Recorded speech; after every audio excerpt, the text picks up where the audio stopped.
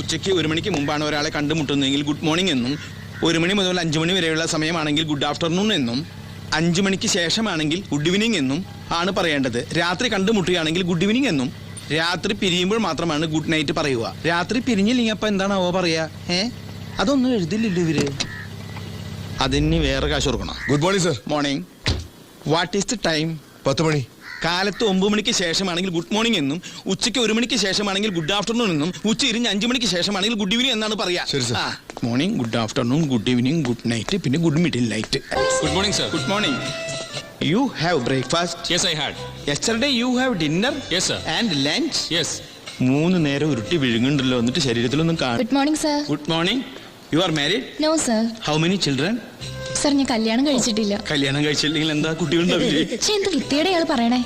സാരമില്ല ലീലാമ്മേ, അങ്ങേര് ഇംഗ്ലീഷ് പഠിച്ചുകൊണ്ടിരിക്കല്ലേ. സത്യത്തിൽ